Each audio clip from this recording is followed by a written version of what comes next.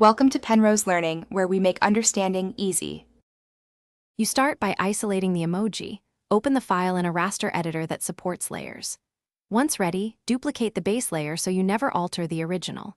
Use a precise selection tool, lasso, magic wand, or quick select, to mark the sticker edges. This confines edits and speeds up cleanup.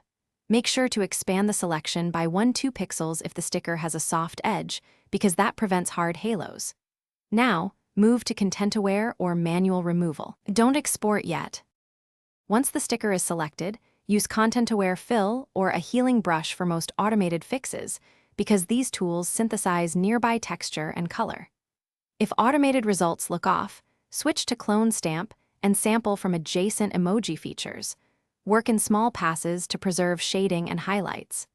Make sure to toggle between 50% and 100% zoom to judge blending and seam continuity. Adjust brush hardness and opacity. Lower values create softer transitions, so the repaired area matches the original emoji style. To finish, refine edges with a soft brush, tiny smudge, or dodge and burn to match lighting and edge blur. Subtlety matters. Once satisfied, export as PNG to preserve transparency or save a layered project file for later edits.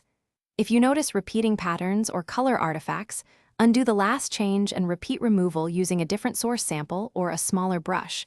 That usually fixes inconsistencies. Finally, compare before and after at 100%. Thanks for watching. If this was helpful, leave a like and consider subscribing. See you next time.